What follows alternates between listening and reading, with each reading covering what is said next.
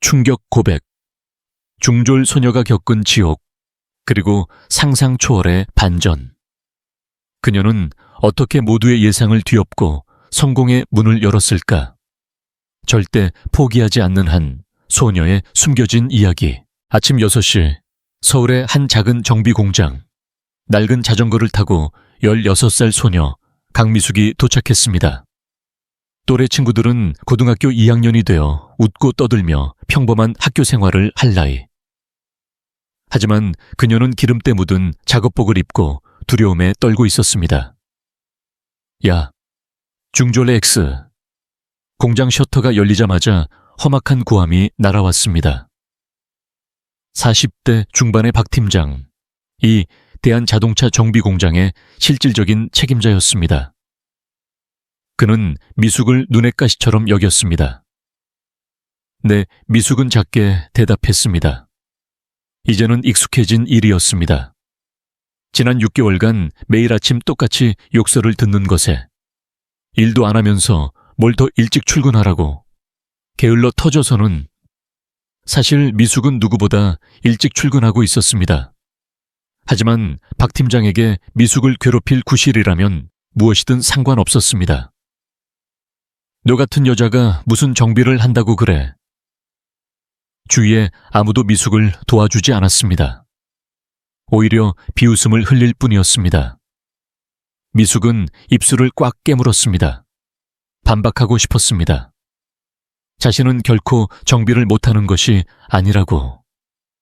아버지에게 배운 기술은 확실하다고. 하지만 그럴 수 없었습니다. 이 일을 잃으면 생활할 수 없기 때문입니다. 어린 남동생 민준이를 먹여 살릴 수 없으니까요. 오늘도 화장실 청소나 해라. 하찮은 계집애야. 정비일은 100년은 일러. 네, 알겠습니다. 미숙은 고개를 깊이 숙였습니다. 자존심 같은 건 이미 오래전에 버렸습니다.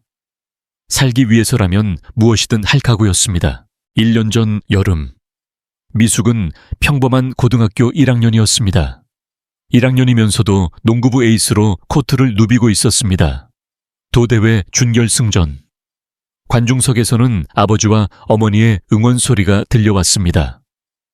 초등학교 5학년인 남동생 민준이는 사소한 일로 심통이 나서 누나 응원 따위 안 가 하고 집에 남아 있었습니다. 경기는 미숙의 활약으로 승리했습니다. 결승 진출을 확정한 순간 미숙은 부모님께 달려갔습니다. 잘했어. 감사합니다. 아빠, 오늘 친구들이랑 뒤풀이 가도 돼요? 그래. 너무 늦지 마. 네. 그것이 부모님과의 마지막 대화였습니다. 뒤풀이 도중 휴대폰이 울렸습니다. 모르는 번호였습니다. 여기는 경찰입니다. 부모님께서 교통사고를 당하셨습니다. 미숙의 세상이 산산조각 났습니다. 정면 충돌이었어요. 상대편 차가 중앙선을 넘어왔어요. 옆에서 민준이가 떨고 있었습니다. 아직 10살. 상황을 이해하지 못한 채 그저 겁에 질려 있었습니다. 엄마, 아빠, 언제 일어나? 민준이의 순진한 질문에 미숙은 아무 대답도 할 수 없었습니다. 그저 동생을 세게 안아줄 수밖에 없었습니다. 장례식이 끝나고 친척들이 모두 모였습니다. 이 시간이 미숙의 인생을 송두리째 흔들어 놓게 됩니다. 그래서 이 애들은 어떻게 할 거야? 이모인 나리 씨가 말을 꺼냈습니다. 50대 초반. 항상 화려한 옷차림을 하는 여자였습니다. 솔직히 우리는 무리야. 애가 셋이나 있어서. 우리도 마찬가지야. 지금 월급으로는 둘 다 키울 수 없어. 없어. 삼촌인 건우 씨가 팔짱을 꼈습니다. 미숙은 아무 말 없이 듣고 있었습니다. 마치 짐짝처럼 취급당하는 것이 너무나 슬펐습니다. 애초에 형도 계획성이 없었어. 애를 둘이나 낳고 저축도 제대로 안 했다니. 우리 남편도 그랬어. 그 사람들 너무 생각이 없다고. 미숙의 마음속에서 무언가가 툭 끊어졌습니다. 그만하세요. 미숙의 목소리는 작았습니다. 하지만 친척들은 멈추지 않았습니다. 그러니까 사고 같은 게 나는 거야. 부주의했던 거 아니겠어? 그런 부모 밑에서 자란 애들도 어차피 그만하세요. 미숙은 벌떡 일어섰습니다. 몸이 떨리고 있었습니다. 부모님을 모욕하지 마세요. 나리 씨가 콧방귀를 뀌었습니다. 건방진 것들이 너희들만으로는 살아갈 수 없을 텐데. 맞아. 감사해라. 누가 너희를 돌봐줄 거라고 생각하는 거야? 미숙은 민준이를 끌어안았습니다. 작은 몸이 두려움에 떨고 있었습니다. 이 사람들은 가족이 아니야. 부모님이 돌아가시자마자 본색을 드러냈어. 됐어요. 저희끼리 살게요. 뭐, 고등학생이 무슨 말을 하는 거야? 다시는 의지하지 않을 거예요. 부모님을 무시했던 사람들에게 의지할 바에는 죽는 게 나아요. 그대로 미숙은 민준이를 데리고 집을 뛰쳐나왔습니다. 사흘 후 미숙은 담임 선생님께 자퇴서를 제출했습니다. 정말 그만둘 거니? 너는 농구부 에이스인데 결승전도 얼마 남지 않았어. 네. 장학금으로는 생활비가 부족해요.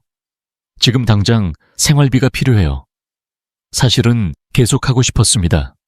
결승전에서 뛰고 싶었습니다. 마음속의 절규를 억누르고 미숙은 조용히 말을 이었습니다. 이제 농구는 상관없어요.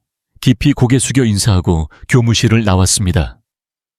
복도에서 마주친 팀원들이 당황한 얼굴로 서 있었습니다. 결승전 열심히 해. 그 말만을 남기고 미숙은 교문을 나섰습니다. 미숙은 곧바로 일자리를 찾았습니다.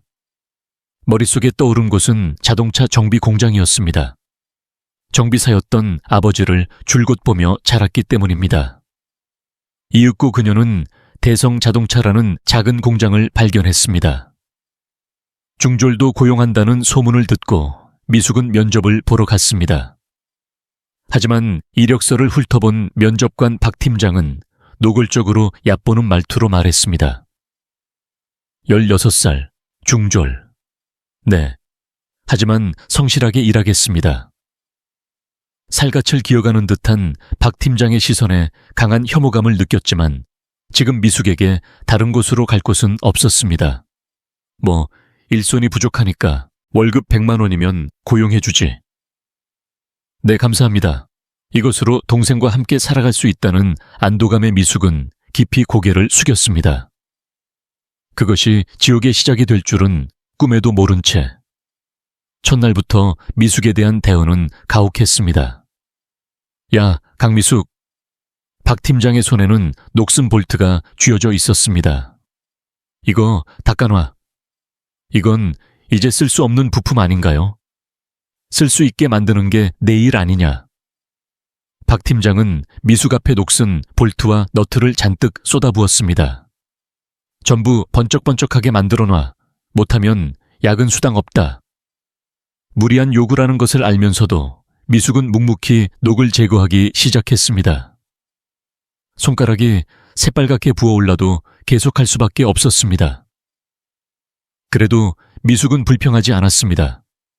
처음에는 누구나 이런 식일 거야. 언젠가 인정받을 수 있을 거야. 그렇게 믿으며 묵묵히 일했습니다. 하지만 2달이 지나도 3달이 지나도 상황은 변하지 않았습니다. 오히려 악화되었습니다. 월말, 첫 월급날. 미숙은 기대와 불안을 안고 월급 봉투를 받았습니다. 안을 보고는 경악했습니다. 50만 원, 이런. 이건 무슨 문제가 있나요? 박 팀장이 노려봤습니다. 면접 때는 100만 원이라고 수습기간이니까. 하지만 벌써 3달째 불만 있으면 그만둬. 미숙은 입술을 깨물었습니다. 50만 원으로는 월세도 낼 수 없었습니다. 게다가 내 실수로 손해도 발생했어. 실수요? 공구 다루는 게 엉성해서 망가졌잖아. 미숙은 전혀 기억이 없는 일이었습니다. 미숙은 공구를 소중히 다루었습니다. 아버지에게 도구를 소중히 다루는 것의 중요성을 배웠기 때문입니다. 30만 원 건 다음 달 월급에서 제할 거니까. 말도 안 돼. 그 말에 미숙은 침묵할 수밖에 없었습니다. 그만두면 민준이와 살아갈 수 없었습니다. 어느 날 저녁 작업복을 입고 공장 앞을 쓸고 있는데 익숙한 목소리가 들려왔습니다. 저기 새로 생긴 카페 완전 맛있어 보이지 않아? 깨르르 웃으며 다가온 것은 옛 동창들이었습니다. 그중 한 명이 미숙을 발견하고 발걸음을 멈췄습니다. 미숙아, 뭐해? 더러운 작업복을 보이고 싶지 않아 미숙은 고개를 숙였습니다. 기름때 묻은 작업복을 입고 일하는 모습을 본 모두가 할 말을 잃었습니다. 미숙아, 오랜만이야. 어색하게 건네진 목소리에 미숙은 고개를 숙인 채 짧게 대답했습니다. 응. 그들 사이에 즐거웠던 분위기가 무겁게 가라앉았습니다. 가엾게 여기는 듯 어떻게 대해야 할지 모르겠다는 시선이 미숙의 피부를 찔렀습니다.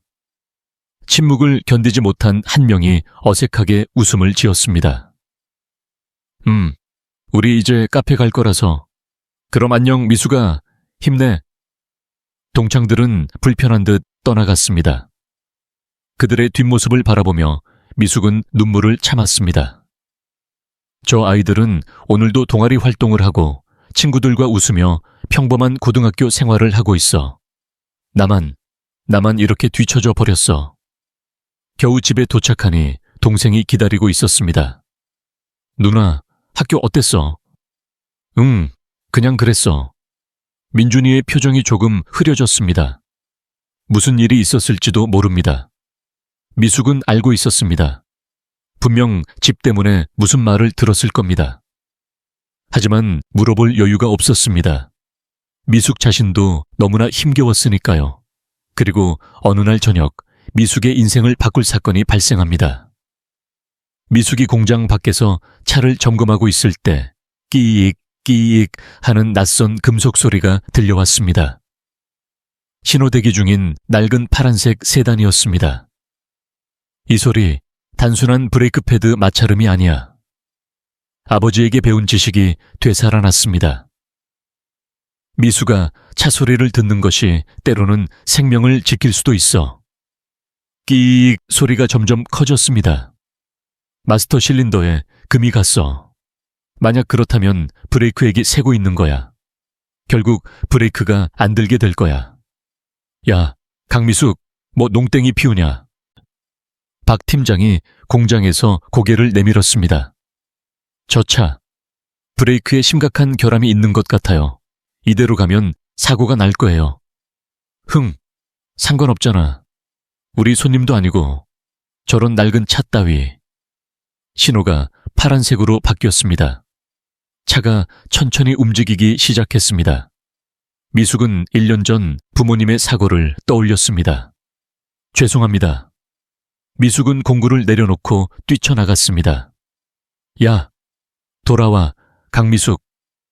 박 팀장의 고함 소리를 무시하고 미숙은 필사적으로 달렸습니다. 다행히 다음 신호에서 차가 멈췄습니다. 죄송합니다. 할머니가 놀라며 창문을 내렸습니다. 품이 있는 인상의 70대 정도의 여성이었습니다. 뭔 일이에요? 대성 자동차 직원입니다. 차에서 이상한 소리가 나서요. 미숙은 숨을 헐떡이며 설명했습니다. 브레이크와 관련된 심각한 문제일 수 있습니다. 이대로 달리면 할머니는 반신반의하는 표정이었습니다. 무리도 아니었습니다. 생전 처음 보는, 게다가 어린 여학생이 갑자기 나타나 이런 말을 하니 말입니다. 정말이에요. 제발 들어주세요. 미숙은 필사적이었습니다. 아버지에게 배운 지식을 총동원하여 증상을 설명했습니다. 부탁드립니다. 확인만이라도 하게 해주세요. 미숙의 진지한 눈빛에 할머니는 무언가를 느꼈는지 차를 갓길에 세웠습니다. 5분만이야. 감사합니다. 미숙은 공장으로 달려가 최소한의 공구를 들고 왔습니다. 차 밑으로 기어 들어갔습니다. 손전등으로 비추초자 역시 브레이크 마소트 실린더에 머리카락 굵기 정도의 균열이 있었습니다. 거기서 브레이크액이 스며 나오고 있었습니다. 큰일 났어요. 이대로 가면 브레이크가 안 들 거예요. 미숙은 급히 응급처치를 시작했습니다. 완벽한 수리는 장비가 없으면 불가능했지만 적어도 가까운 정비 공장까지는 안전하게 달릴 수 있도록 해야 했습니다. 할머니는 미숙의 능숙한 솜씨에 살짝 놀랐습니다. 소녀라고는 생각할 수 없는 확실한 기술이었습니다. 20분 후 응급처치 끝났습니다. 하지만 이건 임시 방편이에요. 바로 제대로 된 수리를 받으셔야 합니다. 미숙은 땀투성이가 된 채 설명했습니다. 수리비는 괜찮습니다. 생명보다 소중한 건 없으니까요. 조심해서 가세요. 할머니는 미숙의 얼굴을 빤히 바라보았습니다. 기름때 묻고 땀으로 범벅된 얼굴. 하지만 그 눈동자는 누구보다 곧고 맑았습니다. 아가씨, 이름이 강미숙입니다. 기억해 둘게요. 정말 고마워요. 할머니는 깊이 고개 숙여 인사하고 천천히 차를 출발시켰습니다. 미숙은 그 뒷모습을 바라보며 조금은 자랑스러운 기분이 들었습니다. 사람을 도왔어. 아버지가 가르쳐주신 기술로. 공장으로 돌아오자마자 박 팀장이 엄청난 기세로 달려들었습니다. 미숙은 팔을 잡혀 벽에 세게 밀쳐졌습니다. 야, 익사, 우리 공구 멋대로 가져가서 공짜로 수리해주냐? 우리가 자선사업 하는 줄 알아? 벌로 내일부터 월급 20만 원 삭감이다. 불만 있어? 생활할 수 없게 된다. 그 두려움에 미숙은 묵묵히 무릎을 꿇었습니다. 죄송합니다. 동생을 위해서라면 자존심 따위 얼마든지 버릴 수 있었습니다. 일주일 뒤 아침 공장의 분위기가 평소와 달랐습니다. 박 팀장을 비롯해 정비사들이 희죽거리고 있었습니다. 불길한 예감이 들었습니다. 강미숙, 이리 와봐. 박 팀장의 부름에 사무실로 향했습니다. 책상 위에는 고가의 부품이 놓여 있었습니다. 이거 뭔지 알아? 터보차저네요. 그래, 300만 원짜리 부품이야. 박 팀장의 눈이 번뜩였습니다. 이게 재고에서 한 개 사라졌어. 미숙의 얼굴이 파랗게 질렸습니다. 저는 모르는 일입니다. 하지만 너 지난주에 부품 창고 들어갔잖아. 미숙은 기억을 더듬었습니다. 확실히 청소 때문에 들어간 적은 있었습니다. 근데 내가 봤거든. 김 씨가 옆에서 끼어들었습니다. 강미숙이 부품 창고에서 뭔가 들고 나오는 걸. 거짓말이에요. 미숙은 소리쳤습니다. 박 팀장이 다가왔습니다. CCTV는 고장나 있었지. 이건 함정이다. 미숙은 확신했습니다. 처음부터 꾸며진 일이었습니다. 경찰 부를까? 어떻게 할래? 절도를 이유로 징계 해고된 중졸짜리 꼬맹이를 앞으로 누가 고용해주겠냐? 내 동생도 길바닥에 나앉게 될 거야. 이 일을 잃으면 민준이와의 삶은 끝난다. 어떻게 해야 하지? 무릎 꿇고 사과해. 그럼 네가 훔치려던 부품값 300만 원을 월급에서 제하는 것만으로 용서해 줄게. 나도 악마는 아니거든. 터무니없는 금액. 하지만 미숙에게 다른 선택지는 없었습니다. 그녀는 천천히 무릎을 꿇었습니다. 주위 사람들은 희죽거리고 있었습니다. 그리고 고개를 숙이려던 바로 그때였습니다. 그만두세요. 맑고 단호한 목소리가 사무실에 울려 퍼졌습니다. 모두가 돌아보았습니다. 입구에 그 할머니가 서 있었습니다. 고급스러운 정장 차림이었습니다. 뒤에는 비서로 보이는 사람도 대기하고 있었습니다. 당신은? 박 팀장이 당황했습니다. 할머니는 천천히 명함을 꺼냈습니다. 신화자동차부품공업 대표이사 회장 김민자입니다. 사무실의 공기가 얼어붙었습니다. 이 공장의 최대 거래처, 아니 거의 유일하다고 해도 좋을 큰 고객이었습니다. 회 회장님, 박 팀장의 얼굴이 새파랗게 질렸습니다. 이 아이는 지난주 제 목숨을 구해준 은인입니다.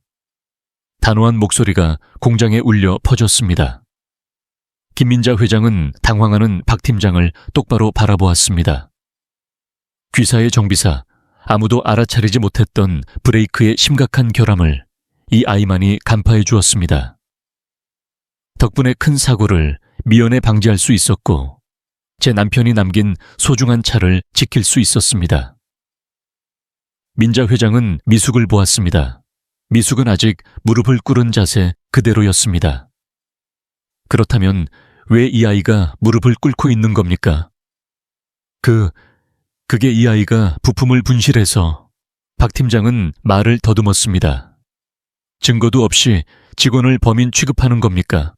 저희와의 거래도 다시 생각해 봐야겠군요. 박 팀장의 무릎이 떨렸습니다. 신화 자동차 부품과의 거래가 끊기면 이 공장은 즉시 도산할 것이었습니다. 민자 회장은 미숙에게 손을 내밀었습니다. 일어나세요. 당신은 아무 잘못도 없습니다. 미숙은 천천히 고개를 들었습니다. 눈물로 얼굴이 엉망진창이었습니다. 구원받았다. 드디어 누군가 내 편이 되어 주었다. 감사합니다. 미숙은 일어섰습니다. 하지만 다음 순간, 괜찮습니다. 미숙은 다시 무릎을 꿇었습니다. 네? 민자 회장이 놀랐습니다. 박 팀장도 예상치 못한 전개에 당황했습니다. 죄송합니다. 하지만 저는 제가 해결하겠습니다. 무슨 말을 하는 거예요? 민자 회장의 목소리에 당혹감이 섞였습니다. 미숙은 고개를 깊이 숙였습니다. 눈물이 바닥에 떨어졌습니다. 저는 제 힘으로 살아가기로 결심했습니다. 1년 전 일이 떠올랐습니다. 친척들에게 둘러싸여 부모님을 모욕당했던 날. 그날 아무에게도 의지하지 않겠다고 결심했습니다. 부모님이 돌아가신 후 아무도 도와주지 않았어요. 미숙의 목소리는 떨리고 있었습니다. 그래서 저 혼자 해결해야만 합니다. 하지만 이건 명백히 부당한, 마음만으로 충분합니다. 정말 감사했습니다. 미숙은 박 팀장 쪽으로 다시 몸을 돌렸습니다. 죄송합니다. 부품값 반드시 갚겠습니다. 민자 회장은 미숙의 옆모습을 바라보았습니다. 16살 소녀가 보여주는 안타까울 정도의 고집. 그것은 깊은 상처에서 비롯된 것임을 민자 회장은 알 수 있었습니다. 알겠습니다. 당신의 마음 존중하겠습니다. 민자 회장은 조용히 말했습니다. 그리고 박 팀장을 보았습니다. 하지만 다음에도 이런 일이 발생한다면 앞으로의 거래는 다시 생각하겠습니다. 민자 회장은 비서에게 눈짓하고 공장을 떠났습니다. 내 놈 때문에 거래가 위험해졌잖아. 박 팀장의 분노는 이미 한계를 넘어섰습니다. 내 놈 탓이야, 알고 있지? 매일같이 부품값 300만 원 똑바로 갚아라. 는 속삭임이 들렸고 아침 5시부터 밤 11시까지 쉴 틈 없는 노동이 이어졌습니다. 몸은 이미 비명을 지르고 있었지만 미숙은 쓰러질 수 없었습니다. 민준이를 위해서, 그저 살아남기 위해서. 그녀는 마음을 죽이고 계속 일했습니다. 어느 날 밤 지쳐서 귀가한 미숙은 이불을 뒤집어 쓰고 조용히 울고 있는 민준이를 발견했습니다. 조용히 이유를 묻자 민준이는 작은 목소리로 털어놓았습니다. 수학여행 마지막 회비가 30만 원이래. 못 내겠지. 30만 원. 그 금액이 지금 미숙에게는 너무나 무겁게 다가왔습니다. 하지만 괜찮아. 누나는 나를 위해 일해주고 있으니까. 아직 11살밖에 안 된 동생에게 이런 말을 하게 만드는 자신이 용서되지 않았습니다. 미숙은 민준이를 세게 끌어안았습니다. 이대로는 동생의 마음까지 부서질 것 같았습니다. 더 열심히 해야 해. 오직 그 생각만이 미숙을 지배했습니다. 다음 날 아침, 미숙은 평소처럼 5시에 일어나려 했습니다. 하지만 몸이 움직이지 않았습니다. 팔다리에 힘이 없어. 일어나려 하자 격렬한 현기증이 몰려왔습니다. 일하러 가야 하는데 억지로 일어섰습니다. 하지만 일어서는 순간 시야가 새까맣게 변했습니다. 다음 순간 미숙은 바닥에 쓰러졌습니다. 누나! 민준이의 외침이 멀리서 들려왔습니다. 의식이 희미해졌습니다. 민준아 미안해. 그리고 미숙의 의식은 어둠 속으로 가라앉았습니다. 미숙이 눈을 뜨자 하얀 천장이 보였습니다. 병원 침대 위였습니다. 극심한 영양실조와 과로입니다. 의사의 진단은 차갑게 울려 퍼졌습니다. 이대로라면 생명에 지장이 있습니다. 입원이 필요합니다. 최소한 일주일은 안 돼요. 미숙은 일어나려 했습니다. 동생이 움직이지 마세요. 간호사가 붙잡는 순간 문이 열리고 민준이가 달려 들어왔습니다. 누나!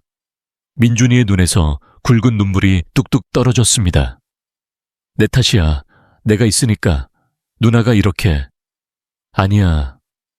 미숙은 힘을 짜내어 민준이의 손을 맞잡았습니다. 민준이 잘못 아니야.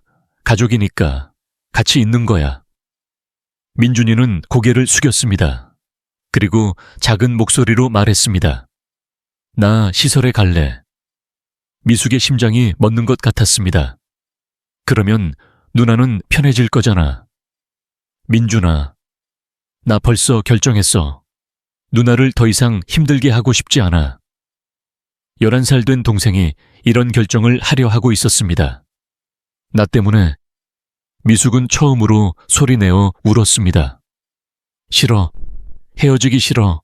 자존심도 고집도 모든 것이 무너져 내렸습니다. 어떻게 해야 해? 아빠, 엄마 도와줘. 하지만 대답해 줄 사람은 더 이상 없었습니다. 미숙은 정말 혼자였습니다. 누군가 제발 도와줘. 작은 목소리가 병실에 울려 퍼졌습니다. 그리고 미숙은 결심했습니다. 자존심 따위 이제 버리자. 민준이를 위해서라면 무엇이든 할 거야. 링거를 뽑고 떨리는 몸으로 일어섰습니다. 어디 가세요?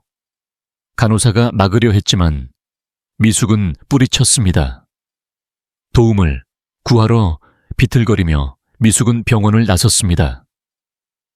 향하는 곳은 신화자동차 부품 공업 본사 건물. 민자 회장에게 도움을 구할 수밖에 없었습니다. 하늘은 흐렸습니다. 금방이라도 비가 내릴 듯한 무거운 하늘. 미숙은 필사적으로 걸었습니다. 몇 번이고 넘어질 뻔하면서도 앞으로 나아갔습니다. 신화자동차 부품 공업 본사는 웅장한 유리 건물에 있었습니다. 미숙은 안내 데스크로 향했습니다. 김 회장님을 만나게 해주세요. 안내원은 너덜너덜한 미숙을 보고 눈살을 찌푸렸습니다. 예약하셨습니까? 죄송합니다만 예약 없이는 들여보내 드릴 수 없습니다. 차가운 대응. 미숙은 마음이 꺾일 것 같았습니다. 하지만 포기할 수 없었습니다. 민준이를 위해서. 미숙은 건물 입구로 돌아갔습니다. 비가 내리기 시작했습니다. 차가운 비가 미숙에게 무자비하게 쏟아졌습니다. 미숙은 입구 앞에서 무릎을 꿇었습니다. 이마를 땅에 대자 차가운 콘크리트의 감촉이 느껴졌습니다. 부탁드립니다. 회장님을 만나게 해주세요. 지나가는 사람들이 이상한 눈으로 쳐다보았습니다. 뭐 하는 거야, 저 아이? 경비원 불러야 하는 거 아니야? 하지만 미숙은 고개를 들지 않았습니다. 부탁드립니다. 동생을 도와주세요. 1시간이 지났습니다. 의식이 흐릿해졌습니다. 시야가 흐릿해졌습니다. 아빠, 엄마 미안해요. 나 민준이를 지키지 못했어요. 눈물인지 빗물인지 더 이상 알 수 없었습니다. 그때였습니다. 미숙 씨, 목소리가 들렸습니다. 고개를 들 힘도 없었습니다. 아니, 이게 무슨 짓이에요? 민자 회장의 목소리였습니다. 따뜻한 손이 미숙을 일으켜 세웠습니다.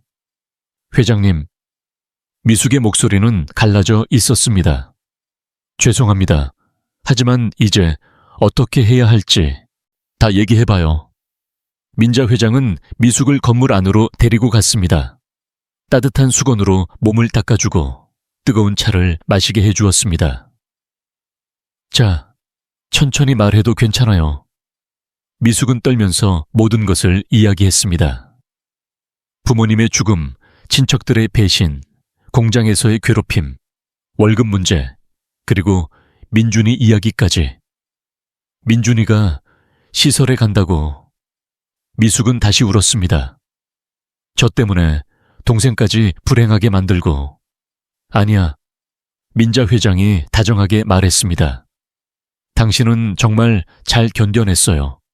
겨우 16살짜리 소녀가 이만큼이나 견뎌낸 거예요. 민자 회장은 미숙의 손을 잡았습니다. 이제 혼자 짊어지지 않아도 돼요. 민자 회장의 말에 미숙은 고개를 들었습니다. 당신이 지난주 저를 도와주었으니 이제는 제가 당신을 도울 차례예요. 하지만 저는 아무것도 돌려드릴 것이 없는데. 괜찮아요. 민자 회장이 미소 지었습니다. 인생은 그렇게 돌아가는 거예요. 돕고 도움받고. 미숙의 마음속에서 무언가가 녹아내리는 듯한 느낌이 들었습니다. 1년 동안 얼어붙었던 마음이. 부탁드립니다. 도와주세요. 미숙은 울면서 고개를 숙였습니다. 이번에는 진심에서 우러나온 말이었습니다. 민준이를 도와주세요. 미숙이 깊이 고개를 숙이는 순간 민자 회장의 눈에 날카로운 빛이 스쳤습니다. 알겠습니다. 미숙 씨, 고개 들어요. 민자 회장의 목소리는 다정했지만 그 속에는 강철 같은 강인함이 있었습니다. 이제 제가 하는 일을 묵묵히 지켜봐 주세요. 민자 회장은 비서인 김 비서를 불렀습니다. 김 비서, 준비는 다 됐나? 네, 회장님, 모두 준비되었습니다. 김 비서가 두꺼운 파일을 꺼냈습니다. 먼저 대성 자동차부터 시작합시다. 민자 회장이 미소 지었습니다. 그 미소가 오히려 섬뜩했습니다. 그 공장의 실태 모두 조사 완료했어요. 미숙은 놀랐습니다. 조사라니? 당신을 만난 날부터 계속 조사하고 있었어요. 민자 회장의 눈이 빛났습니다. 용서할 수 없었으니까. 당신 같은 훌륭한 아이를 그렇게 다루다니. 다음날 아침 미숙의 몸 상태는 조금 나아졌고 조심스럽게 공장으로 향했습니다. 야, 어디 갔다 왔어? 박 팀장이 공장 입구에서 기다리고 있었습니다.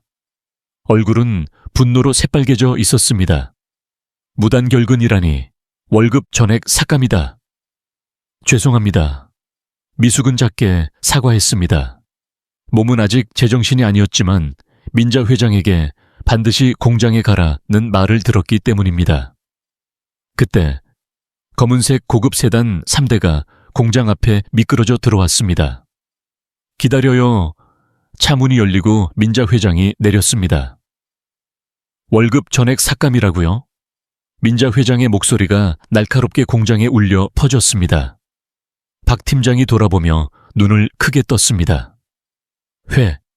회장님, 민자 회장의 뒤에서 변호사, 회계사, 그리고 노동청 직원이 줄줄이 내렸습니다.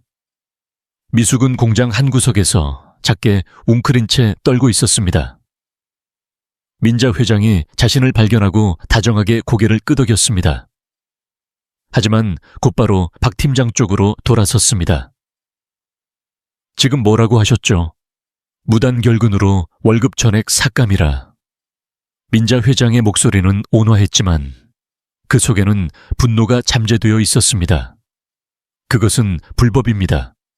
아무리 벌금이라도 월급의 10분의 1까지만 법으로 정해져 있습니다. 그건... 박 팀장은 말을 잇지 못했습니다. 박 팀장님, 할 얘기가 있습니다. 민자 회장의 미소는 얼음장처럼 차가웠습니다. 먼저 이것을 보세요. 김 비서가 서류를 펼쳤습니다.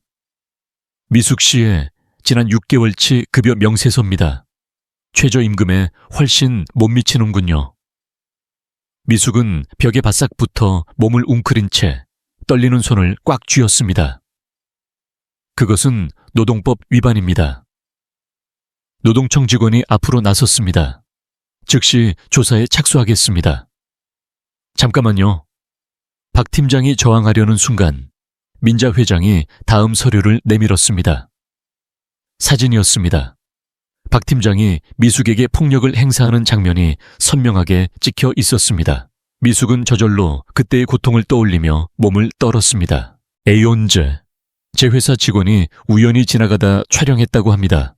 사실 민자 회장은 미숙을 도운 날부터 은밀히 조사를 진행하고 있었던 것입니다. 폭행죄, 상해죄가 성립됩니다. 변호사가 냉정하게 말했습니다. 김 씨의 얼굴이 새파랗게 질렸습니다. 그리고 결정적인 것은 이것입니다. 민자 회장이 마지막 카드를 꺼냈습니다. CCTV 영상 데이터였습니다. 영상에는 300만 원짜리 부품을 가지고 나가 미숙의 사물함에 숨기는 장면이 찍혀 있었습니다. 미숙은 눈을 크게 떴습니다. 자신이 범인이 아니라는 것이 이렇게 증명되고 있었습니다. CCTV는 고장나지 않았던 것입니다. 이것은 절도죄, 그리고 업무 방해죄입니다. 변호사가 담담하게 죄목을 읽어 내려갔습니다. 게다가 강요죄도 추가됩니다. 증언도 있습니다. 민자 회장이 손을 들자 한 남자가 앞으로 나왔습니다. 전 직원이었습니다. 저는 더 이상 참을 수 없어서 그만뒀어요. 그 아이에 대한 괴롭힘이 너무 심해서. 남자는 떨리는 목소리로 증언하기 시작했습니다. 오이를 마시게 하려 하고 부품 절도를 조작하고 전부 봤습니다. 미숙은 자신을 지켜주려 했던 사람이 있었다는 것에 눈물이 솟구쳤습니다. 너 배신하는 거야? 배신이 아니야. 나는 인간으로서 당연한 것을 말하고 있는 것뿐이야. 줄줄이 전 직원들이 나타났습니다. 모두 미숙에 대한 괴롭힘을 목격했지만 두려움 때문에 목소리를 낼 수 없었던 사람들이었습니다. 박 팀장님, 민자 회장이 한 발짝 앞으로 나섰습니다.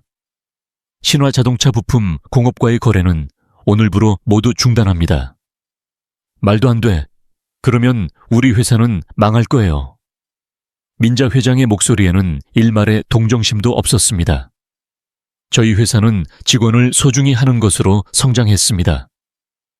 민자 회장의 눈이 빛났습니다.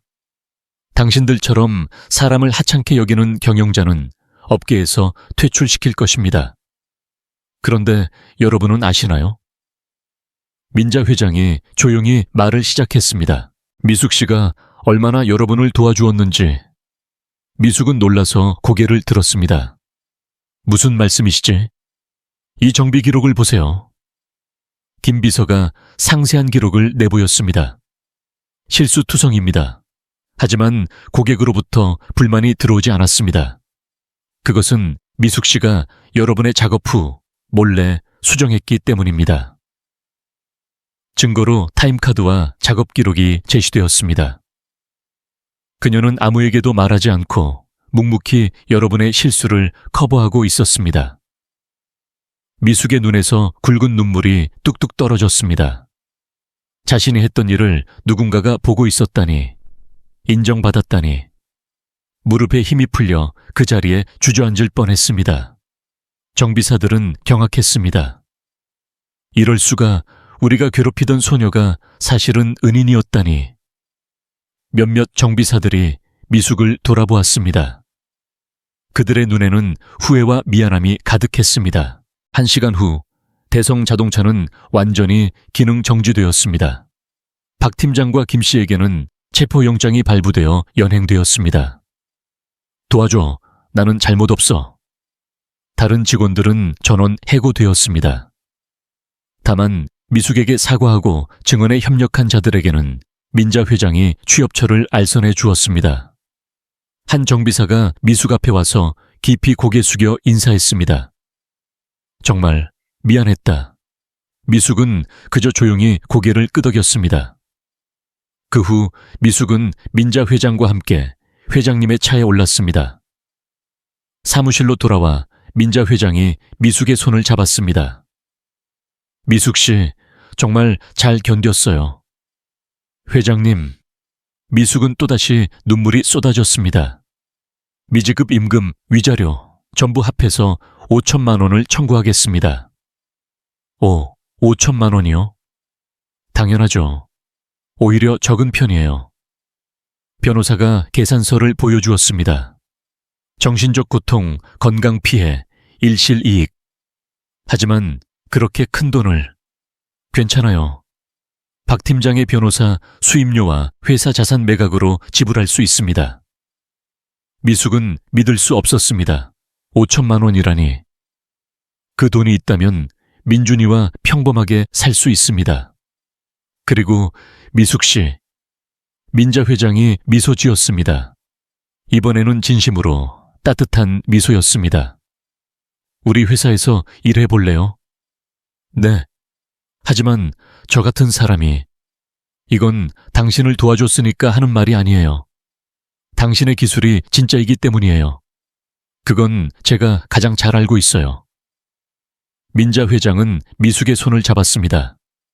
다시는 그런 고통을 겪게 하지 않을 거예요. 미숙의 눈에서 눈물이 흘러내렸습니다. 이번에는 슬픔의 눈물이 아니었습니다. 구원받았다는 안도의 눈물이었습니다. 정말 괜찮으세요? 물론이죠. 오히려 안아주시면 제가 곤란해요. 민자 회장이 다정하게 말했습니다. 당신 같은 재능 있는 정비사는 흔치 않아요. 그날 저녁, 미숙은 정식으로 퇴원하여 민준이가 기다리는 아파트로 돌아갔습니다. 누나. 민준이가 현관에서 기다리고 있었습니다. 걱정스러운 얼굴이었습니다. 괜찮아. 이제 무리하지 마. 응, 괜찮아. 미숙은 민준이를 끌어안았습니다. 민준아, 이제 걱정하지 않아도 돼. 응? 새로운 일자리가 생겼어. 이번에는 제대로 된 회사야. 미숙은 모든 것을 설명했습니다. 민자 회장님 이야기, 새로운 직장 이야기, 그리고 5천만 원까지. 민준이의 눈이 휘둥그레졌습니다. 정말이야? 정말이야. 미숙은 미소 지었습니다. 수학여행 갈 수 있어. 민준이의 눈에서 눈물이 흘렀습니다. 다행이다. 정말 다행이야. 남매는 서로를 끌어안고 울었습니다. 길고 힘들었던 악몽이 드디어 끝난 것이었습니다. 한 달 후 미숙은 새 작업복을 입고 신화자동차 부품 공업정비부서에 서 있었습니다. 신입사원 강미숙입니다. 잘 부탁드립니다. 깊이 고개 숙여 인사했습니다. 잘 부탁해. 기다리고 있었어. 같이 열심히 하자. 선배 정비사들이 따뜻하게 맞아주었습니다. 이곳에는 욕설도 폭력도 없었습니다. 있는 것은 프로로서의 자부심과 동료에 대한 배려뿐이었습니다. 바로 부탁해도 될까? 이 엔진 상태 좀 봐줄래? 부서장인 박 부장님이 말했습니다. 50대, 베테랑 정비사로 눈매가 다정했습니다. 미숙은 엔진에 손을 댔습니다. 그리운 감촉, 엔진을 시동 걸고 소리를 들었습니다. 3번 실린더에 이상이 있습니다. 오, 알아차리는구나. 네, 아마도 밸브 간극이. 미숙이 진단을 계속하자 박 부장님의 표정이 변했습니다. 대단하군. 베테랑도 알아차리기 힘든 수준인데. 아버지께 배웠습니다. 미숙은 조금 부끄러워하며 대답했습니다. 내 아버지도 분명 훌륭한 정비사였을 거야. 네. 미숙은 자랑스럽게 대답했습니다. 여기서는 아버지를 무시하는 사람은 아무도 없었습니다. 미숙의 기술은 순식간에 인정받았습니다. 어느 날 미숙이 제안한 정비 방법이 큰 화제가 되었습니다. 이 방법이라면 작업 시간을 30% 단축할 수 있습니다. 정말이군. 왜 지금까지 몰랐지? 미숙의 제안은 즉시 사내 매뉴얼에 채택되었습니다. 게다가 부품의 마모를 사전에 예측하는 진단법을 개발했습니다. 이건 특허 수준이야. 박 부장님이 흥분한 듯 말했습니다. 강미숙식 진단법으로 특허를 신청하자. 미숙은 믿을 수 없었습니다. 자신의 이름이 붙은 기술이라니. 아버지도 분명 기뻐하실 겁니다. 신화 자동차 부품에서의 생활은 이전 공장과는 천지 차이였습니다. 아침 9시 출근, 저녁 6시 퇴근. 제대로 된 휴식 시간도 있었습니다. 월급은 이전 공장의 7배 이상이었습니다. 어느 날 미숙이 퇴근길에 역을 걷고 있는데 그리운 얼굴들을 만났습니다. 미숙아, 고등학교 농구부 친구들이었습니다. 오랜만이야. 잘 지냈어? 모두 미숙을 걱정하고 있었던 것 같았습니다. 지금 뭐 해? 신화 자동차 부품에서 일하고 있어. 뭐? 그 대기업에서? 친구들의 눈이 휘둥그레졌습니다. 대단하다. 역시 미숙이야. 따뜻한 말에 미숙은 눈시울을 붉혔습니다. 사실 우리도 미숙이 계속 걱정됐는데 어떻게 말을 걸어야 할지 몰라서 친구들도 미숙을 버린 것이 아니었습니다. 단지 어떻게 해야 할지 몰랐을 뿐이었습니다. 우리 또 다 같이 만나자. 응. 미숙은 웃으며 고개를 끄덕였습니다. 잃은 것도 있지만 새로운 인연도 생기고 있었습니다. 젊은 여성 정비사 특허 기술 개발. 미숙이 TV에 나온 날 전화가 울렸습니다. 미숙아, 리나 이모다. 친척의 1년 만의 목소리. 하지만 그때와는 달리 다정했습니다. TV 봤다. 대단하다, 미숙아. 미숙은 아무 말 없이 듣고 있었습니다. 역시 우리 집안 피는 못 속여. 내 오빠도 똑똑했고 그때 아버지를 무시했던 사람과 같은 사람이라고는 생각할 수 없었습니다. 그래서 말인데 부탁할 게 좀 있는데. 죄송합니다만. 미숙은 침착하게 대답했습니다. 저희는 친척이 아닙니다. 1년 전에 그렇게 말씀하셨으니까요. 전화 너머에서 당황하는 기색이 느껴졌습니다. 안녕히 계세요. 미숙은 조용히 전화를 끊었습니다. 과거는 더 이상 돌아보지 않을 것입니다. 공장 벽에는 부모님의 사진이 걸려 있습니다. 그 옆에는 특허증과 수많은 표창장이 있습니다. 아빠, 엄마. 미숙은 사진을 향해 미소 지었습니다. 저 열심히 살고 있어요. 그날 비 오는 날 무릎 꿇었던 자신을 떠올립니다. 자존심을 버리고 도움을 청했던 날. 그것이 없었다면 지금의 자신은 없었을 것입니다. 혼자서 모든 것을 짊어지지 않아도 돼. 민자 회장의 말이 지금도 마음에 남아 있습니다. 하지만 포기하지 않으면 반드시 길이 열려. 오늘도 하루가 시작됩니다. 소중한 사람들을 태운 차를 정성껏 정비합니다. 그것이 미숙이 선택한 삶의 방식입니다. 그리고 그것을 지지해주는 사람들이 있습니다. 더 이상 혼자가 아닙니다. 미숙의 공장에서는 오늘도 젊은 정비사들의 밝은 목소리가 울려 퍼지고 있습니다. 이야기는 어떠셨나요? 미숙 씨의 이야기가 감동적이었다면 채널 구독과 좋아요, 그리고 댓글로 많은 응원 부탁드립니다. 앞으로도 마음을 따뜻하게 하는 이야기를 전해드리겠습니다. 여러분의 삶이 언제나 밝기를 바랍니다.